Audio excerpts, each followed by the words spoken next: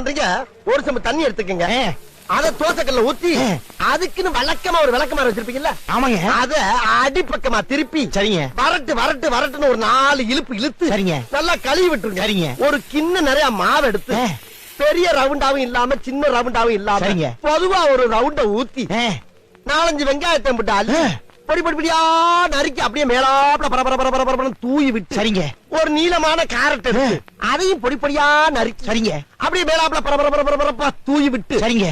ஒரு 16 கரண்டி நெய் எடுத்து சரிங்க. அதுல 6 கரண்டி நெய்ய உள் சைடு அப்படியே லேசா விளாவி விட்டு சரிங்க. 10 கரண்டி நெய்ய தோசைக்கு வெளி சைடு அப்படியே மேலாப்ல விளாவி விட்டு சரிங்க. இட்லி பொடி இருக்கு பாத்தீங்களா, அத அப்படியே அள்ளி மலை சாரல் மாதிரி அதை மேலாப்ல பரபர அப்படியே பேய விட்டு சரிங்க. பொத்துனாப்ல அப்படி ஒரு பரட்டு இப்படி ஒரு பரட்டு அப்படி பரட்டி விட்டு அப்படியே ரெட்டி கலர்ல முருக முருக முருக